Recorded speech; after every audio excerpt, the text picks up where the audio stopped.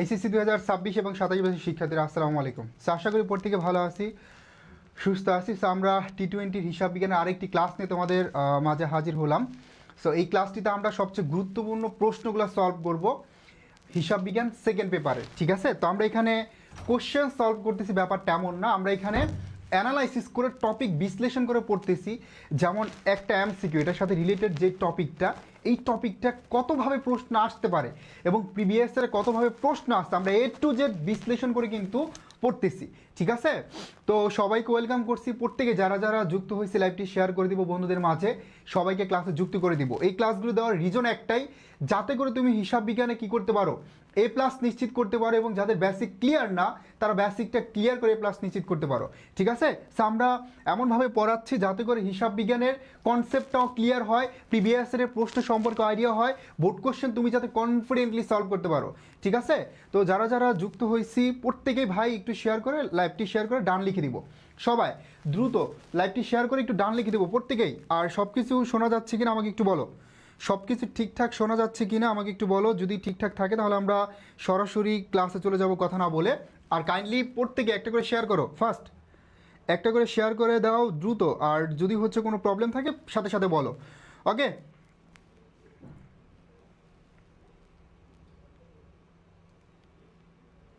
ওকে, আমি একটু চেক দিচ্ছি ঠিক আছে কিনা, দেন ক্লাস শুরু করে দিই সরাসরি।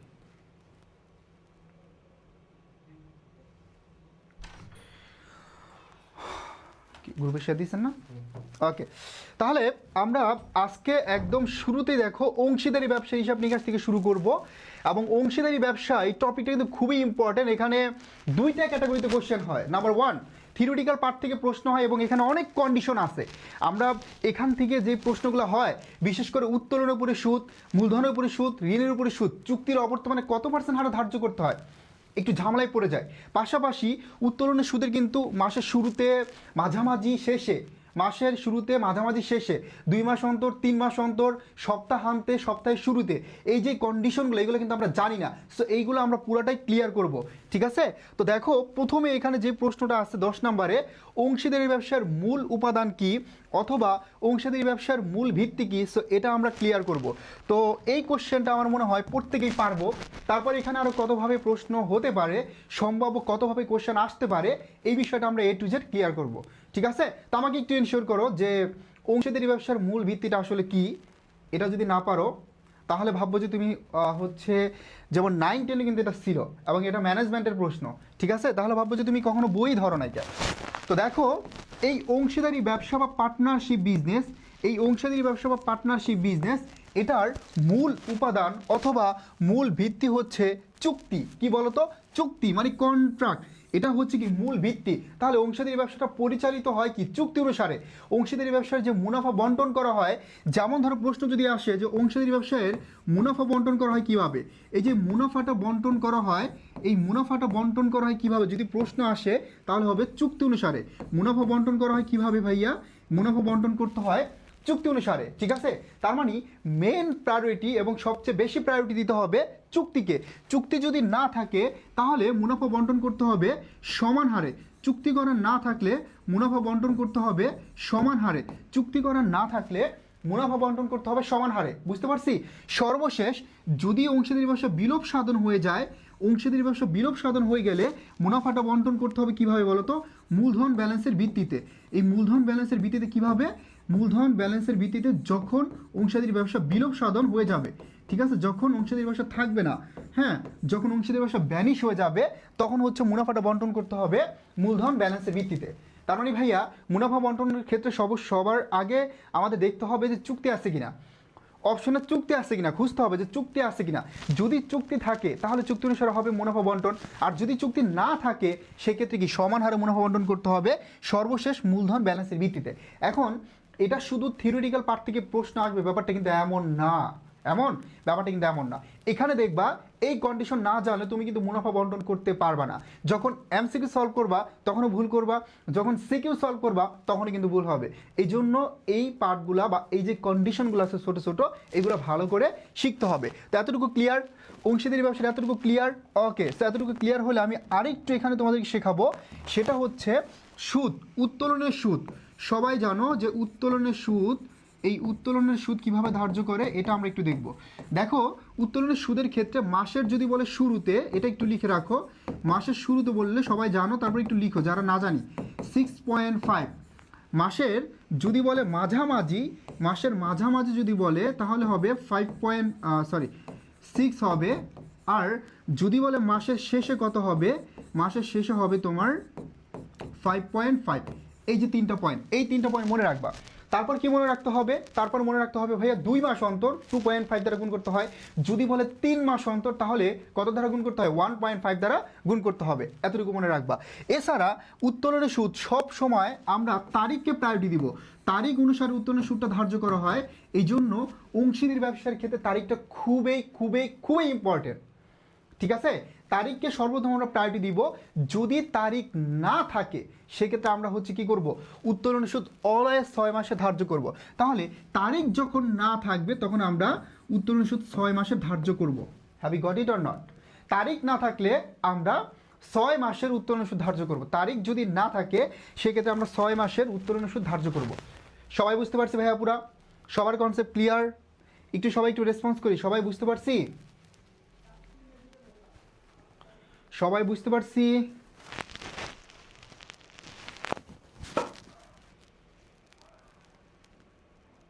ওকে, তাহলে তারিখটা কিন্তু খুবই ইম্পর্ট্যান্ট। এই তারিখটা তোমরা অবশ্যই সবার আগে প্রায়োরিটি দিবা, তারিখ না থাকলে 6 মাসে। এবার আসি চুক্তির অবর্তমানে। আমরা চুক্তির অবর্তমানে কি করব, এই চুক্তির অবর্তমানে এই 3টা পয়েন্ট মনে রাখবা। আমি কিন্তু গুরুত্বপূর্ণ প্রত্যেকটা প্রশ্ন এখানে ব্যাখ্যা করতেছি। ঠিক আছে, তুমি যদি এইভাবে শিখো নোট করে, ইনশাল্লাহ হিসাব বিজ্ঞানের প্রত্যেকটা চ্যাপ্টারে যে কোনো টাইপের কোশ্চেন এই পর্যন্ত আসছে বোর্ড পরীক্ষায়, সব 100% কনফিডেন্স নিয়ে তুমি সলভ করতে পারবা ইনশাল্লাহ। ঠিক আছে, তো এতটুকু বুঝতে পারছি কিনা? তারপর দেখো চুক্তির অবর্তমানে 3টা বিষয় মনে রাখবা। একটা হচ্ছে ঋণের সুদ। এই চুক্তির অবর্তমানে চুক্তি করা থাক না থাক ডাজেন্ট ম্যাটার, চুক্তি করা থাক বা না থাক ডাজেন্ট ম্যাটার, তোমার অলওয়েজ 6% হারে সুদ ধার্য করতে হবে। তাহলে ঋণ থাকলেই ভাইয়া, ঋণ থাকলেই 6% হারে সুদ ধার্য করতে হবে, ঋণ থাকলেই 6% হারে সুদ ধার্য করতে হবে, আর কোনো কথা নাই। এবার আসো চুক্তির অবর্তমানে উত্তোলনের উপরে কত পার্সেন্ট হারে সুদ ধার্য করতে হবে? এই চুক্তির অবর্তমানে উত্তোলনের উপর কি করতে হবে, 0% হারে সুদ ধার্য করতে হবে। তার মানে চুক্তি করা না থাকলে উত্তোলনের উপরে কোনো সুদ ধার্য করতে হবে না। Have you got it or not? চুক্তির অবর্তমানে উত্তোলনের উপর কোনো সুদ ধার্য করতে হবে না। ঠিক আছে, চুক্তির অবর্তমানে উত্তোলনের উপরে কোনো সুদ ধার্য করতে হবে না। এবং একইভাবে চুক্তির অবর্তমানে মূলধনের উপর, এই চুক্তির অবর্তমানে মূলধনের উপরে কি করতে হবে, কোনো সুদ ধার্য করতে হবে না। চুক্তির অবর্তমানে মূলধনের উপরও কোনো সুদ ধার্য করতে হবে না। মূলধনের উপর কি করতে হবে, 0% হারে সুদ ধার্য করতে হবে। বুঝতে পারছি? তার মানে চুক্তির অবর্তমানে শুধুমাত্র ঋণের উপরে 6% হারে সুদ ধার্য করতে পারবা। এখানে মূলধনের উপরে সুদ ধার্য করা লাগবে না, ঋণের উপরে সুদ ধার্য করা লাগবে না। ঠিক আছে, বুঝতে পারছি? ঋণের উপর ধার্য করা লাগবে না এবং মূলধনের উপর কি সুদ ধার্য করা লাগবে না। ওকে, এই পয়েন্টগুলো ক্লিয়ার কিনা, এগুলো বুঝতে পারতেছি কিনা ফার্স্ট বলি।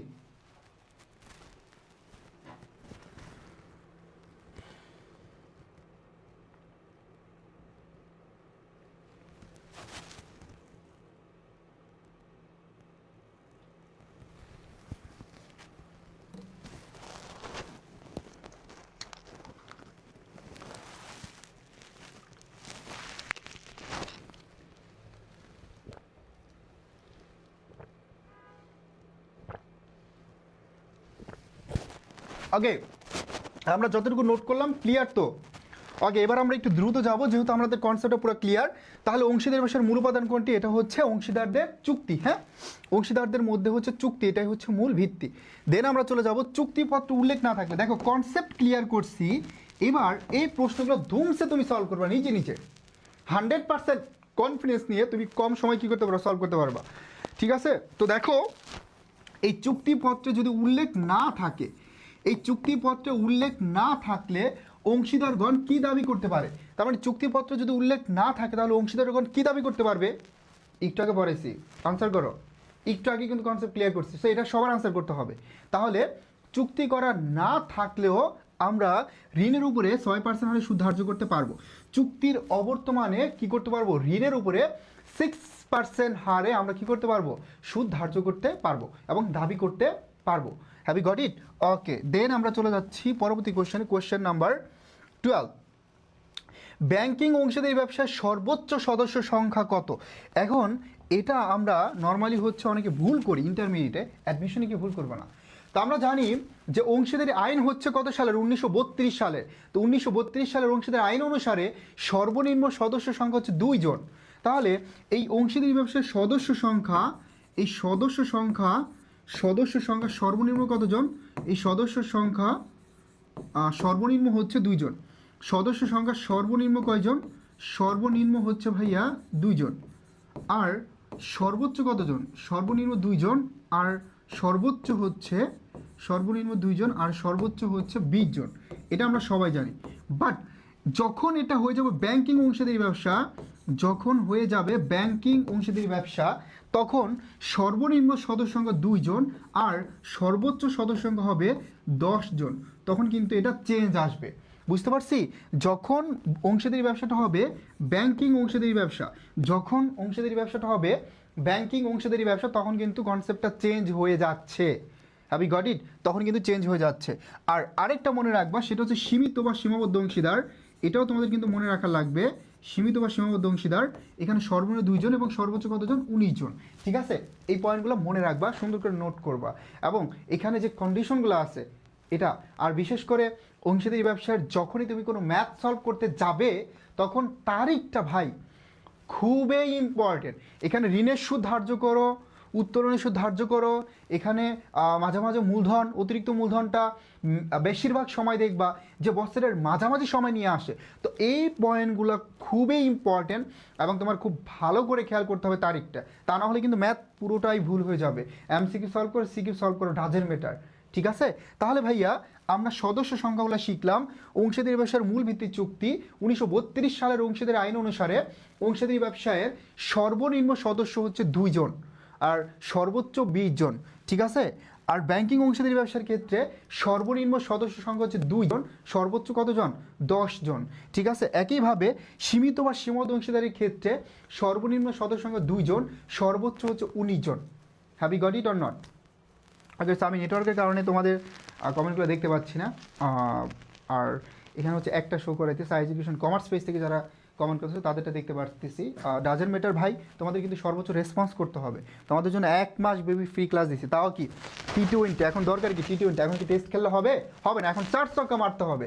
কেন? কারণ হচ্ছে কি কয়েকদিন পর তোমার বোর্ড পরীক্ষা, তোমাদের বেসিক ক্লিয়ার, এখন শুধুমাত্র কোশ্চেন সলভ করতে হবে, ধুমসের টেস্ট পেপার সলভ করতে হবে। তো আমরা তোমাদের জন্য কিন্তু টেস্ট পেপার সলভ ক্লাসও নিয়ে আসবো, খুব শীঘ্রই নিয়ে আসতেছি। সো জাস্ট তোমাদের সর্বোচ্চ রেসপন্স করতে হবে এবং যারাই ক্লাস করতেছো, নিজেরা তো করতেছো, বন্ধুদেরকে নিয়ে আসবা ক্লাসে। ঠিক আছে, তোমার আত্মীয় স্বজন যদি কেউ থাকে, ভাই বোন রিলেটিভ, তাদেরকে ক্লাসে যুক্ত করে দিবা যারা এইচএসসি ক্যান্ডিডেট। ঠিক আছে, আমরা কিন্তু এখানে শুধু গ্রুপ সাবজেক্টের না, এখানে বাংলা, তারপরে ইংরেজি, আইসিটি, হ্যাঁ, তারপরে accounting, management, marketing, finance, economics, প্রত্যেকটা সাবজেক্টে ক্লাস দিচ্ছি। এডুকেশন মানে হচ্ছে কি একদম ফুল প্যাকেজ, তুমি একসাথে পাবে, ফুল প্যাকেজটা একসাথে পাবে, বুঝতে পারছি? একদম ফুল। আবার আমরা হচ্ছে যে জিনিসটা আমাদের সবচেয়ে বেশি ইউনিক, ম্যারাথন ক্লাস, যেটা অন্য কোথাও না। এটা এইচএসসি বলো, অ্যাডমিশন বলো, আমরা কিন্তু ম্যারাথন ক্লাস দিই পরীক্ষার আগে। এবং এই ম্যারাথন ক্লাস থেকে দেখবা যে 60 থেকে 70% কোশ্চেন কমন থাকবে। কারণ ম্যারাথন ক্লাস মানে হচ্ছে একদম একসাথে গুরুত্বপূর্ণ প্রশ্নগুলো আমরা তোমাদেরকে সলভ করাবো। ঠিক আছে, একসাথে আমরা গুরুত্বপূর্ণ কোশ্চেনগুলো সলভ করাবো, যেগুলো আসার মতো প্রশ্ন। আর একসাথে কি হয়ে যাবে, একটা সাবজেক্টের একদম শুরু থেকে শেষ পর্যন্ত প্রিপারেশন হয়ে যাবে, A to Z প্রিপারেশন হয়ে যাবে। ঠিক আছে, তো এই ক্লাসগুলো কিন্তু আমরাই দিই একমাত্র। সো অবশ্যই বন্ধুদেরকে জানাবে, তাদেরকে হচ্ছে পেজের সাথে কানেক্ট করে দিবে যাতে ক্লাসগুলো রেগুলার করতে পারে। আর প্রতিদিন তো তোমাদের ক্লাস হচ্ছে 7টা 10-এ। ওকে, সো নেক্সট আমরা চলে যাচ্ছি মোট মূলধনের ক্ষুদ্র ক্ষুদ্র অংশকে কি বলে। ধরো একটা কোম্পানির মোট মূলধন আছে কত? একটা কোম্পানির মোট মূলধন আছে মনে করো 100 কোটি টাকা। এখন এই 100 কোটি টাকাকে কি করতে হবে? ভাগ করতে হবে, 100 ভাগে ভাগ করতে হবে। ঠিক আছে, এইভাবে ভাগ করে, তার মানে কোম্পানির যে টোটাল মূলধন থাকবে, এই মোট মূলধনের ক্ষুদ্র ক্ষুদ্র ছোট ছোট অংশকে বলা হয় শেয়ার। আর মোট মূলধনের ক্ষুদ্র ক্ষুদ্র অসমান অংশকে বলা হয় স্টক। ঠিক আছে, কি বলা হয়? স্টক। এখন আরেকটা প্রশ্ন তোমাদের মাথায় আসতে পারে, ভাইয়া ট্রেজারি শেয়ার কি? তাহলে এই যে ট্রেজারি স্টক বা ট্রেজারি শেয়ার এটা কি আসলে? এই ট্রেজারি স্টকটা হচ্ছে কোম্পানি যখন নিজের শেয়ার নিজেই ক্রয় করে, একটা কোম্পানি যখন নিজের শেয়ার নিজেই ক্রয় করে তখন সেটাকে বলা হয় ট্রেজারি স্টক। এখন বলতে পারো যে ভাইয়া কোম্পানি কেন নিজের শেয়ার নিজে ক্রয় করবে? কোম্পানি শেয়ার বিক্রি করার জন্য বাজারে বিজ্ঞাপন দিচ্ছে, তার মানে কেন নিজের শেয়ার নিজে ক্রয় করবে? এমন প্রশ্ন তোমাদের মাথায় আসতেই পারে যে ভাই কেন করবে? দেখো, শেয়ারের প্রাইস বাড়ানোর জন্য, শেয়ারের মূল্য বৃদ্ধি করার জন্য। তার মানে এই যে শেয়ারের মূল্য বৃদ্ধি করার জন্য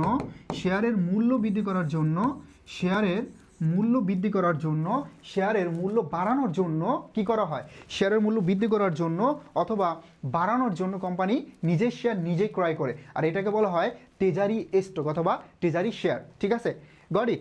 তাহলে এই মূলধনের ক্ষুদ্র ক্ষুদ্র অংশকে শেয়ার বলে। তো এখানে আমরা জানি একটা শেয়ারের মূল্য থাকতে পারে 10 টাকা, এটাকে বলা হয় ফেস ভ্যালু। ধরো একটা শেয়ারের মূল্য আছে 10 টাকা, হ্যাঁ, এই 10 টাকা একটা শেয়ারের মূল্য। এখন এটাকে বলা হয় ফেস ভ্যালু বা অভিহিত মূল্য। এখন এই 10 টাকা শেয়ার তুমি যখন 12 টাকায় বিক্রি করবা তখন এখানে 2 টাকা কি বলো তো অধিহার। এই 2 টাকা কি? তাহলে 2 টাকা হচ্ছে অধিহার, হ্যাঁ, এখানে 2 টাকা হচ্ছে অধিহার। আর এই অধিহারের আরেকটা নাম হচ্ছে প্রিমিয়াম, অধিহার বা প্রিমিয়াম। আর এই 10 টাকার শেয়ার যখন তুমি 8 টাকায় বিক্রি করবা তখন এটা হয়ে যাবে অবহার। এই অবহারের আরেকটা নাম হচ্ছে ভাট্টা, হ্যাঁ, তাহলে এটা হয়ে যাবে অবহার। আর এই অবহারের আরেকটা নাম হচ্ছে ভাট্টা। বুঝতে পারছি? এখন এগুলো নিয়ে আমরা ডিটেলসে আলোচনা করবো ইনশাল্লাহ।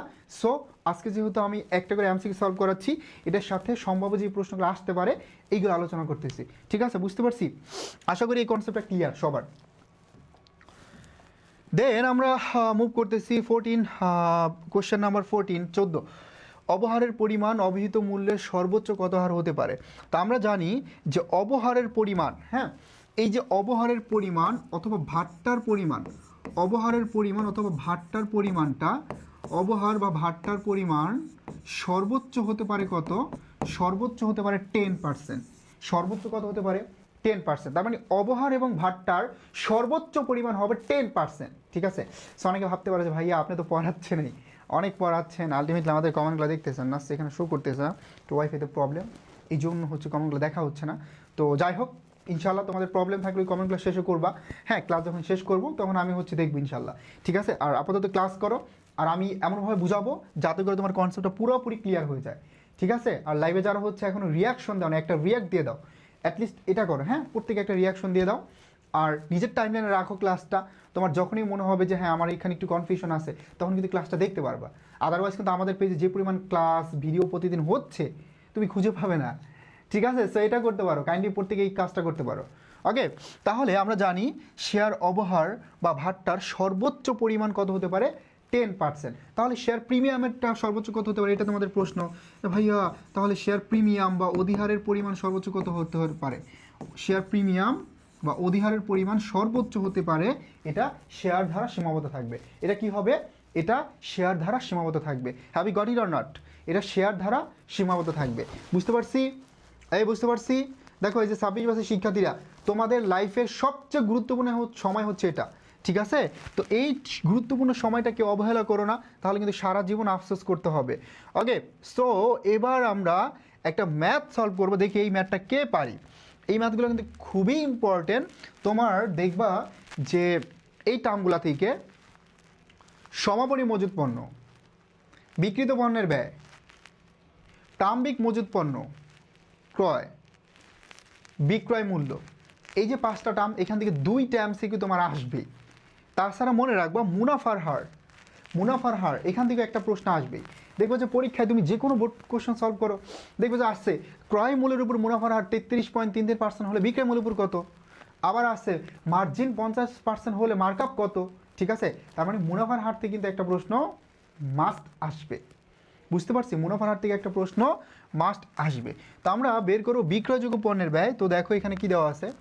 প্রারম্ভিক মজুদ আছে 20,000 টাকা, গুড। সমাপনী মজুদ পণ্য 30,000 হবে, এখানে একটা শূন্য ভুল আছে।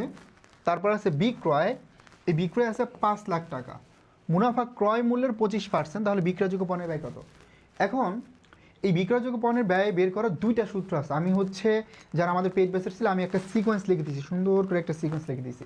এখন এই সিকোয়েন্সটা তুমি দেখলে ইজিলি হচ্ছে কি করতে পারবা, ম্যাথ সলভ করতে পারবা। তবে এখানে তোমাকে আমি বলে দিচ্ছি, এখানে দুইটা সূত্র আছে বিক্রয়যোগ্য পণ্যের ব্যয় বের করার, এবং এই বিক্রয়যোগ্য পণ্যের ব্যয়টাই হচ্ছে বেসিক মেইন টার্ম। তাহলে এই বিক্রয়যোগ্য পণ্যের ব্যয়ের সূত্র হচ্ছে দুইটা, একটা হচ্ছে প্রারম্ভিক মজুত পণ্যের সাথে ক্রয় মূল্য থাকলে বা কৃত পণ্যের ব্যয় থাকলে যোগ করলে আমরা বিক্রয়যোগ্য পণ্যের ব্যয় পাবো। তাহলে প্রারম্ভিক মজুত পণ্য আছে, বাট দেখো এখানে কিন্তু ক্রয় মূল্য দেওয়া নাই, ইভেন কৃত পণ্যের ব্যয় দেওয়া নাই। ঠিক আছে, তাহলে আমাদের 2 নম্বর সূত্রে চলে যেতে হবে। 2 নম্বর সূত্রটা ছিল এমন, সমাপনী মজুত পণ্য কি বলতো, 2 নম্বর সূত্র ছিল এমন, সমাপনী মজুত পণ্য, সমাপনী মজুত পণ্য 2 নম্বরটা ছিল সমাপনী মজুত পণ্য।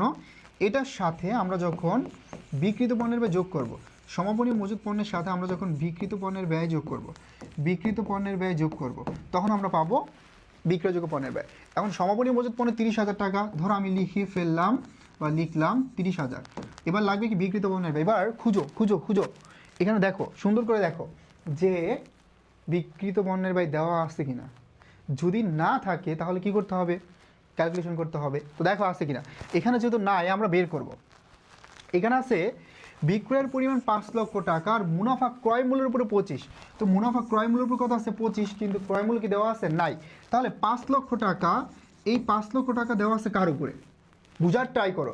এই 5 লক্ষ টাকা হচ্ছে বিক্রয় মূল্য, মুনাফার হার বলছে ক্রয় মূল্যের উপরে, তার মানে ক্রয় মূল্যে কিন্তু দেওয়া নেই, আছে কি বিক্রয় মূল্য। তো আমরা জানি ক্রয় মূল্য, মুনাফার হার ক্রয় মূল্য, যদি মুনাফার হার ক্রয় মূল্যের উপর 25 হয় তাহলে বিক্রয় মূল্যের উপর কত হবে 20%, বিকজ মুনাফার হারটা বিক্রয় মূল্যের উপর অলওয়েজ কম থাকে।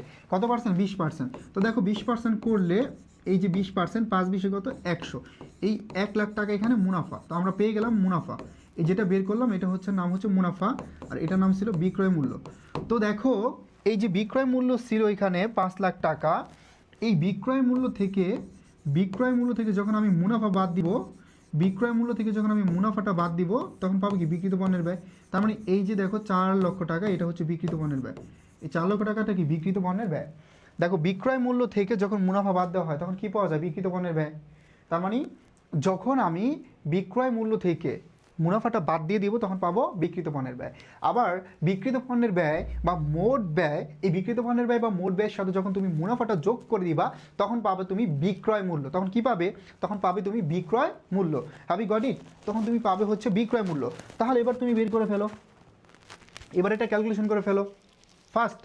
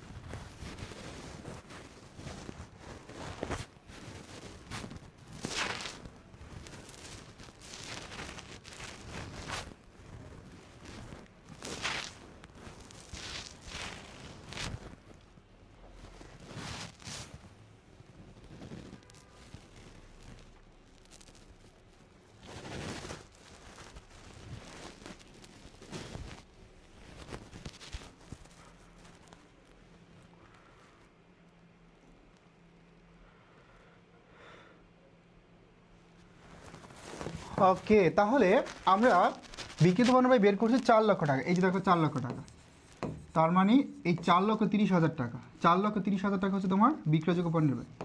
4,30,000 টাকা বিক্রয়যোগ্য পণ্যের ব্যয়। এখন এখানে কিন্তু অপশানে আমরা কার্ড অ্যান্সার দেখতে পাচ্ছি না, 4,20,000 টাকা আছে, তো এটা কিন্তু ভুল আছে। হ্যাঁ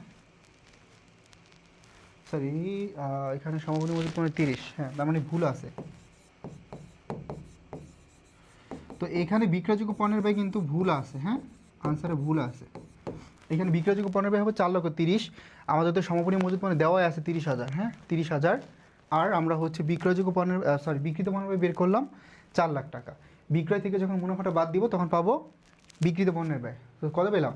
4 লাখ টাকা। তো 4 লাখ টাকা হচ্ছে বিক্রিত পণ্যের ব্যয়, এটার সাথে সমন্বয় মজুত মূল্য যোগ করলে পাবো আমরা বিক্রয়যোগ্য পণ্যের ব্যয় 4,30,000 টাকা। ঠিক আছে,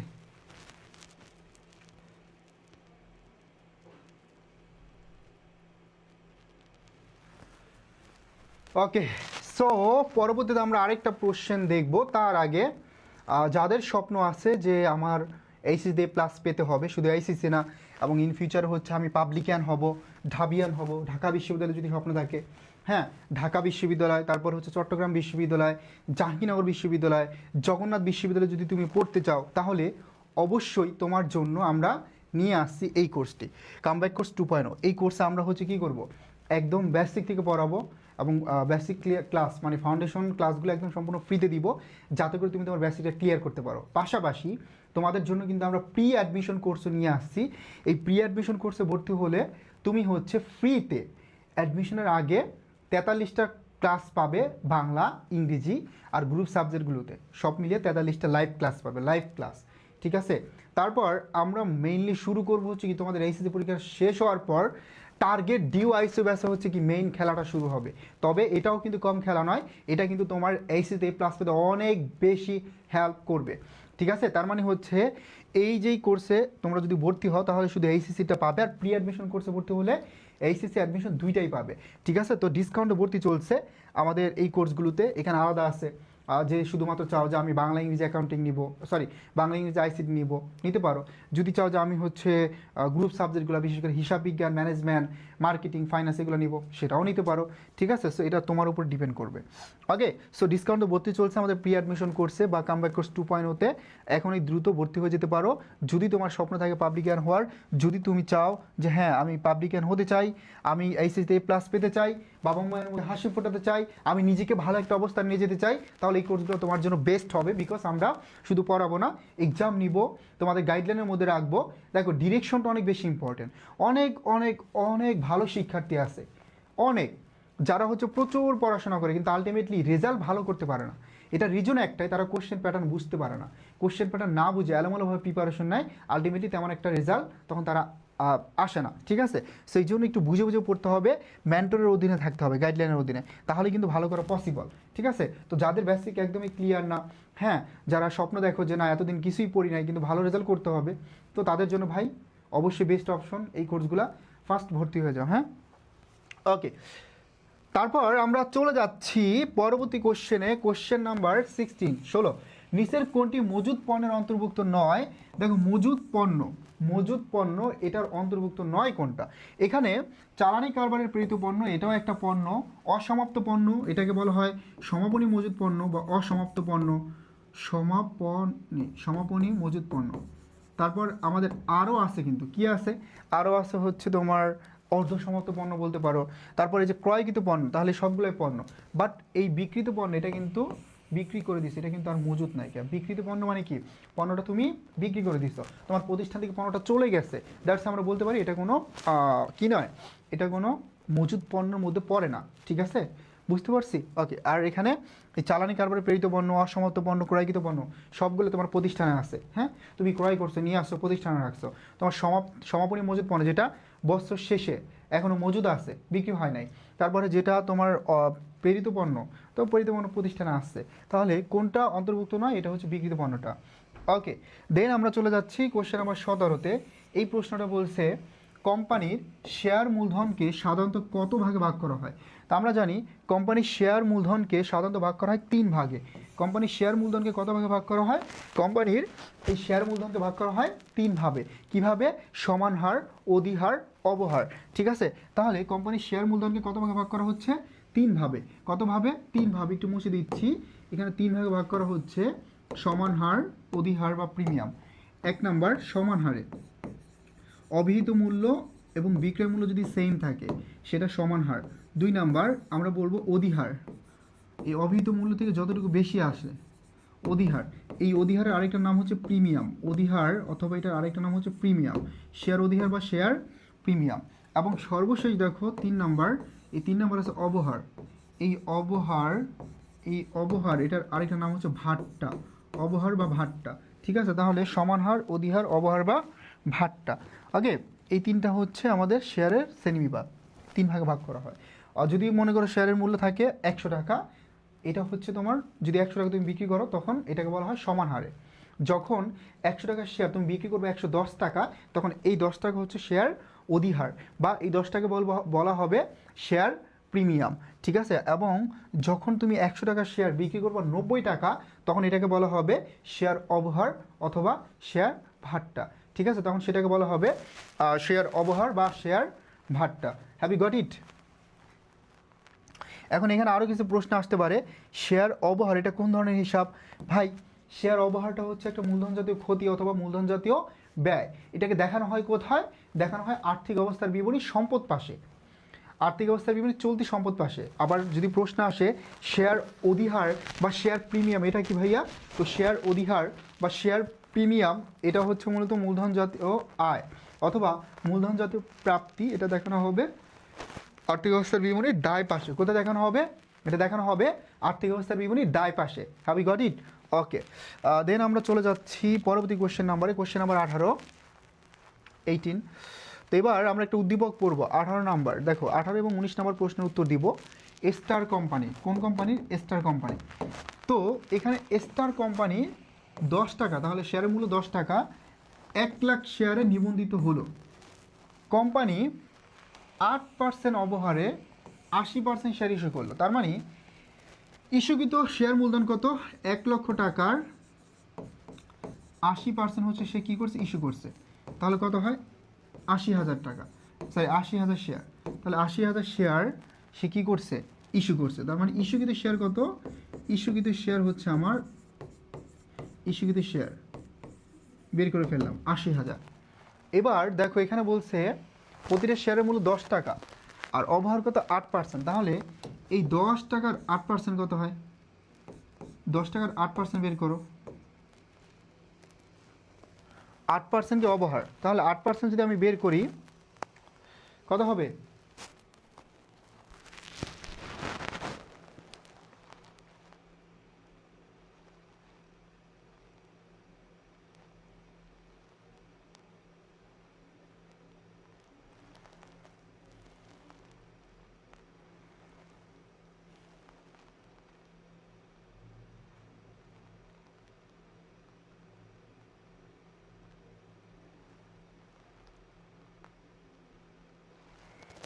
$0.8 টাকা। হ্যাঁ, 8% আসে কত? 8% 0.8। তাহলে এটা হচ্ছে কি অবহার, এটা হচ্ছে শেয়ার অবহার। এই দুইটা আমরা আগে বের করে ফেললাম। হ্যাঁ, এই দুইটা আগে বের করলাম। এবার দেখো বলছে কোম্পানির ইস্যুকৃত মূলধনের পরিমাণ কত। তো আমি আগে কিন্তু ইস্যুকৃত মূলধনটা বের করছি 80,000 শেয়ার। তো এই 80,000 শেয়ার, আমার এখানে 80,000 শেয়ার, প্রতিটা শেয়ারের মূল্য হচ্ছে 10 টাকা। তো 10 টাকা করে হলে 8 লাখ টাকা। কত টাকা হয়? 8 লক্ষ টাকা। এই 8 লক্ষ টাকা, তাহলে এখানে কি এই 8 লক্ষ টাকা হচ্ছে তোমার শেয়ার মূলধন, ঠিক আছে, ইস্যুকৃত শেয়ার মূলধন। তাহলে কোম্পানির ইস্যুকৃত মূলধনের পরিমাণ কত? 8 লক্ষ টাকা। এটা একটু খেয়াল রাখবে, ইনফরমেশনগুলো কী কী আছে। 1 লাখ শেয়ার, তোমার 8% হচ্ছে অবহার, আর হচ্ছে তোমার 80% হচ্ছে ইস্যু করছে। এবার আমরা চলে যাচ্ছি পরবর্তী কোশ্চেনে, যে শেয়ার অবহারের পরিমাণ কত। এখন শেয়ার অবহারের পরিমাণটা আমরা বের করব। এখানে তোমার 80,000 শেয়ার, এই 80,000 শেয়ার, 80,000 শেয়ার কত করে? অবহার কত? 0.8, সরি 0.8। তাহলে 18 কত হয়? 64, ঠিক আছে। 18 কত হয়? 64,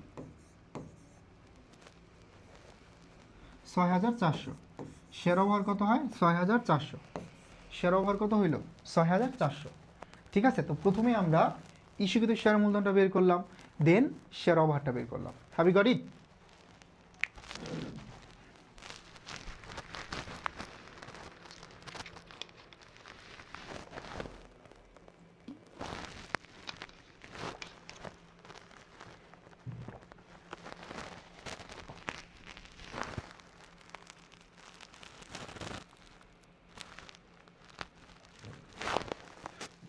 ওকে, তারপর আমরা হচ্ছে 20 নম্বর প্রশ্নটা সলভ করব। রেওয়া মিলে দেওয়া আছে ভাড়া 4/3। তার মানে এই যে 45,000 হচ্ছে 3 ভাগ।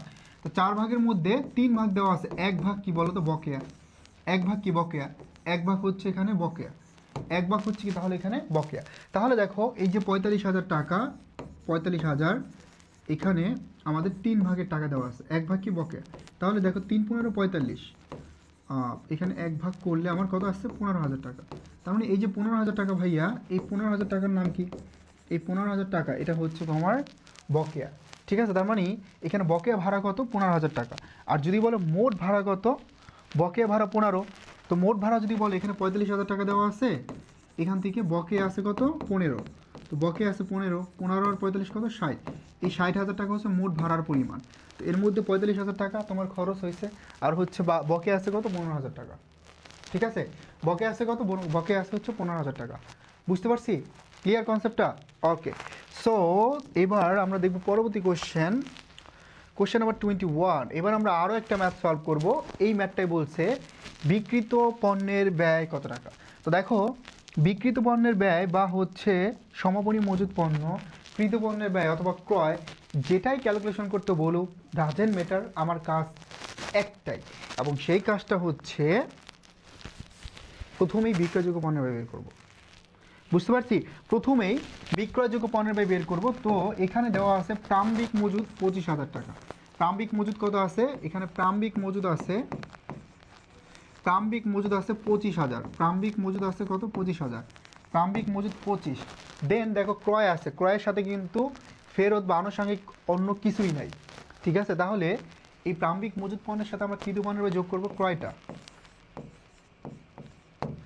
ক্রয়টা যোগ করবো কত 35,000 টাকা। এখানে কিন্তু ফেরত আসবে না, ফেরত হচ্ছে একটা প্রত্যক্ষ খরচ, এটা কিন্তু এখানে আসবে না। তাহলে 25 35 কত হয় 0 6 60,000। এই 60,000 টাকার নাম বিক্রয়যোগ্য পণ্যের ব্যয়।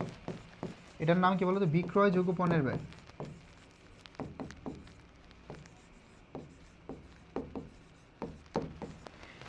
এবার এখান থেকে যদি বের করতে হচ্ছে বিক্রিত পণ্যের ব্যয়, তার মানে বাদ দিতে হবে কি সমাপনী মজুদ পণ্য। এখানে সমাপনী মজুদ পণ্য কত আছে 15,000 টাকা। সমাপনী মজুদ পণ্য বাদ দিব আমরা, সমাপনী মজুদ পণ্য বাদ দিব, হ্যাঁ সমাপনী মজুদ বাদ দিব। এই সমাপনী মজুদ পণ্য আমরা বাদ দিব। তাহলে সমাপনী মজুদ পণ্য কত আছে, এখানে বলা আছে কত, সমাপনী মজুদ পণ্য কত 15,000 বাদ দিই। তো এই 15,000 যদি আমি এখান থেকে বাদ দিয়ে দেই, তাহলে দেখো 45,000 টাকা আছে। কত আসছে 45। এই 45,000 টাকার নাম হচ্ছে বিক্রিত পণ্যের ব্যয়।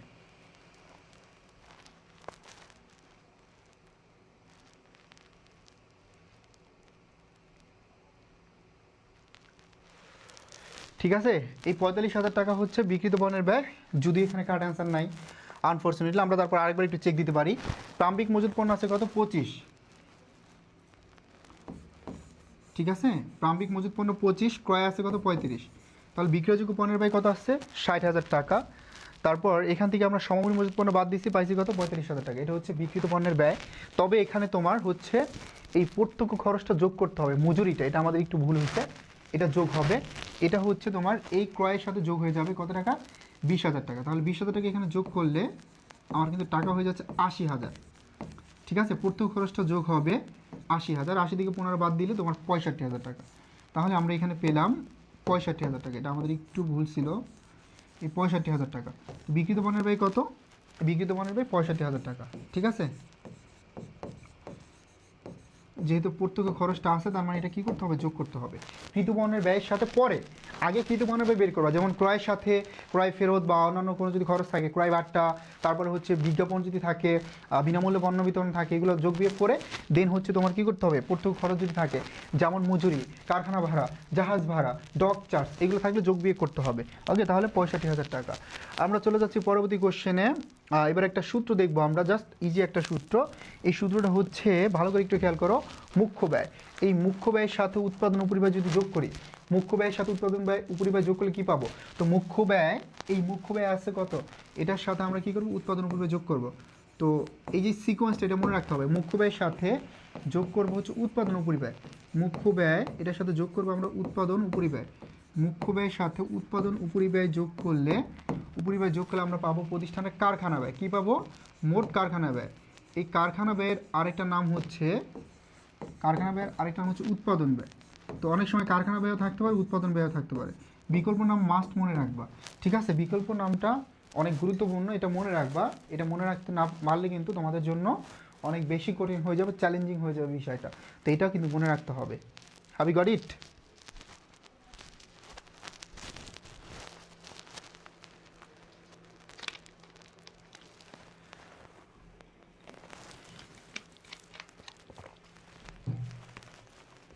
তাহলে উৎপাদন ব্যয় বিবরণী ধাপ অনুযায়ী মুখ্য ব্যয় বা উৎপাদন উপরিব্যয়টা হচ্ছে তোমার প্রতিষ্ঠান উৎপাদিত পণ্যের ব্যয় না, মোট উৎপাদন ব্যয়। আর এই মোট উৎপাদন ব্যয়ের আরেকটা নাম আছে কারখানা ব্যয়। হ্যাঁ, এই মোট উৎপাদন ব্যয়ের আরেকটা নাম কি? কারখানা ব্যয়। Have you got it? মোট উৎপাদন ব্যয়ের আরেকটা নাম হচ্ছে কারখানা ব্যয়। ওকে, মোট উৎপাদন ব্যয়ের আরেকটা নাম হচ্ছে কারখানা ব্যয়। দেন দেখো এগুলো তোমরা ইজিলি পারবা, আমি পিডিএফটা দিয়ে দিব। এই যে পণ্য বিতরণ করলে কি হয়, দেখো পণ্য বিতরণ মানে হচ্ছে একটা বিজ্ঞাপন। ভাই কোনো কোম্পানি কি তোমাকে মাগনা মানে এমনিতে বিনামূল্যে কি কিছু দিবে? কখনই দিবে না। কোম্পানির একটা উদ্দেশ্য আছে, তোমাকে বিনামূল্যে দিচ্ছে মানে তোমার মাধ্যমে প্রমোশন করাই নিচ্ছে। এই তার কোম্পানি হচ্ছে বিনামূল্যে দিতেছে, মানুষ তোমার কোম্পানির প্রোডাক্ট সম্পর্কে তোমরা জানতেছো, আরও মানুষজন জানতেছে, পরবর্তী কী করবে, তারা হচ্ছে পণ্যটা কিনবে বা আগ্রহী হবে, পণ্যের প্রতি অ্যাট্রাক্টেড হবে। ঠিক আছে, এই জন্য তারা বিনামূল্যে দিয়ে থাকে। আর এটা হচ্ছে এক ধরনের বিজ্ঞাপন, এটাকে বলা হয় অ্যাডভার্টাইজমেন্ট। ঠিক আছে, তার মানে ভাইয়া এই পণ্য বিতরণ যদি করা হয় তাহলে আমার এটার যাওয়া হবে বিজ্ঞাপন হিসাব ডেবিট, একটা ব্যয়। বিজ্ঞাপন কি একটা ব্যয়, তাহলে বিজ্ঞাপন হিসাব ডেবিট, বিজ্ঞাপন হিসাব ডেবিট। আর এখানে পণ্য যেহেতু তোমার বিতরণ করতেছে, তার মানে পণ্য কমে যাচ্ছে। হ্যাঁ, পণ্য বিতরণ করে দিয়ে দিচ্ছে, তার মানে পণ্য কমে যাচ্ছে। পণ্য কমে যাচ্ছে এই জন্য কী হবে? ক্রয়। যদি পণ্য কমে যায় তাহলে ক্রয় হিসাব কী হয়? পণ্য কমে গেলে ক্রয় হিসাব হবে ক্রেডিট। কি হবে? ক্রয় হিসাব হয়ে যাবে তখন ক্রেডিট। ঠিক আছে, তার মানে এখানে আমার হচ্ছে ক্রয় হিসাবকে হ্রাস করতেছে, আর বিজ্ঞাপন এখানে ব্যয় বৃদ্ধি করতেছে। কত? 2-3 কি কারেক্ট? এখানে 2 এবং 3 এই দুইটা এখানে correct. Have you got it? আগে আমরা প্রায় শেষের দিকে চলে আসছি, স্যার দিয়ে একটা এমসিকিউ দেখবো, দেন আমরা ক্লাসটি শেষ করে দিব। আর তোমরা যারা শেয়ার করো না লাইভটি, তারা কিন্তু এই পিডিএফটি পাবে না। আর যারা শেয়ার করছো কাইন্ডলি পেজে দিলেই তোমাদেরকে পিডিএফটা দিয়ে দিবে। এই চমৎকার পিডিএফটা পড়লে আশা করি আমি যেভাবে ব্যাখ্যা করছি, বিশ্লেষণ করছি, তুমি নোট করে রাখতে পারবে এবং নিজে নিজে প্র্যাকটিস করলে হোপফুলি ভালো কিছু হবে ইনশাল্লাহ। ঠিক আছে, কমনও পাবে। তো দেখো এখানে আছে প্রত্যক্ষ মাল, প্রত্যক্ষ মজুরি এবং প্রত্যক্ষ খরচ, এই তিনটা মিলে হয় মুখ্য ব্যয়। তাহলে প্রত্যক্ষ কাঁচামাল, প্রত্যক্ষ মজুরি এবং অন্যান্য প্রত্যক্ষ ব্যয়, এই তিনটা মিলে আমরা পাবো প্রতিষ্ঠানের মুখ্য ব্যয়। কি পাবো? আমরা পাবো হচ্ছে মুখ্য ব্যয়। আর এই মুখ্য ব্যয়ের ইংরেজি নাম হচ্ছে প্রাইম কস্ট। মুখ্য ব্যয়, এই মুখ্য ব্যয়ের আরেকটা নাম হচ্ছে প্রাইম কস্ট। মুখ্য ব্যয়ের আরেকটা নাম হচ্ছে প্রাইম কস্ট। ঠিক আছে, এটাকে বলা হয় মুখ্য ব্যয় অথবা prime cost. Have you got it? মুখ্য ব্যয় অথবা প্রাইম কস্ট। তাৎক্ষণিক দায় পরিশোধের ক্ষমতা পরিমাপ করা হয় কোন অনুপাতের মাধ্যমে? এই তাৎক্ষণিক দায় পরিশোধের ক্ষমতা পরিমাপ করা হয় তাৎক্ষণিক, দ্রুত, এটা হচ্ছে তরল অনুপাতের মাধ্যমে। এখন যেহেতু তরল নাই, অ্যাসিড টেস্ট, এখানে অনেকগুলো বিকল্প নাম আছে, অ্যাসিড টেস্ট, দ্রুত, অগ্নি পরীক্ষা, তরল, তরিত। হ্যাঁ, তরল, তারপর হচ্ছে কি তরিত অনুপাত, তরল, তরিত, দ্রুত, অ্যাসিড টেস্ট, অগ্নি পরীক্ষা। এই যে বিকল্প নাম কিন্তু মাস্ট জানা লাগবে। ঠিক আছে, তো প্রতিষ্ঠানের চলতি অনুপাত যেটা ভাই, এই চলতি অনুপাতটা হচ্ছে চলতি দায় পরিশোধের অথবা স্বল্পমেয়াদী দায় পরিশোধের ক্ষমতা পরিমাপ করে বা যাচাই করে। চলতি অনুপাত প্রতিষ্ঠানের চলতি দায় বা স্বল্পমেয়াদী দায় পরিশোধের ক্ষমতা যাচাই করে। বাট তোমার তাৎক্ষণিক যদি কোশ্চেনটা আসে, তাৎক্ষণিক চলতি দায় পরিশোধের ক্ষমতা পরিমাপ করে কোনটা, তাহলে হবে কি বলো তো? তাহলে হবে হচ্ছে তোমার অ্যাসিড টেস্ট, এটার আরেকটা নাম হচ্ছে দ্রুত অগ্নি পরীক্ষা অনুপাত। ঠিক আছে, তো আমরা আজকে ক্লাসটা এখানে শেষ করব। আর পিডিএফটা তোমরা নিয়ে যাবে, পেজে নক দিলে দিয়ে দিবে। ঠিক আছে, তো সবাই ভালো থাকি, সুস্থ থাকি। আমাদের পেজ বেসে ভর্তি চলছে কামব্যাক কোর্স 2.0, এবং যাদের স্বপ্ন ঢাকা বিশ্ববিদ্যালয়, যারা পাবলিকিয়ান হতে চাই, যারা নামের পাশে লাগাতে চাই ট্যাগ ঢাবিয়ান, চবিয়ান, জাবিয়ান, জোবিয়ান, ঠিক আছে, রাবিয়ান, তাহলে তোমার জন্য গোল্ডেন একটা অপরচুনিটি আমাদের এই কোর্সে। এইচএসসি থেকে তুমি বুঝতে পারবা অ্যাডমিশনের জন্য কি পড়তে হবে এবং কোন ধরনের চ্যালেঞ্জ ফেস করতে হবে, এটা তুমি আগে থেকে জানতে পারবা। ঠিক আছে, তো অবশ্যই এই কোর্সে ভর্তি হলে তুমি কিন্তু এইচএসসিতে ভালো করতে পারবে, ভালো একটা প্রিপারেশন নিতে পারবে, আমাদের গাইডলাইনের অধীনে থাকতে পারবে। আর আমাদের টিচার প্যানেল, জাস্ট তুমি ক্লাস করো ডিসিশন নাও, ব্যাকগ্রাউন্ড দেখো, সবার ঢাকা বিশ্ববিদ্যালয়, প্রত্যেকে কামস ফ্রম ঢাকা বিশ্ববিদ্যালয় FBS। ঠিক আছে, so golden opportunity, great opportunity, তোমার লাইফের সবচেয়ে গুরুত্বপূর্ণ সময় কিন্তু এই সময়টা। তো ডিসিশন নিলে ভেবে চিন্তে নাও, দ্রুত হচ্ছে ভর্তি হয়ে প্রিপারেশনটা শুরু করে দাও। এই সময়টা কাজে লাগাও প্রপারলি, ঠিক আছে? তোমার লাইফে সবচেয়ে গুরুত্বপূর্ণ সময় কিন্তু এই সময়টা। সো সবার জন্য শুভকামনা, ভালো থাকি, সুস্থ থাকি, আল্লাহ হাফেজ।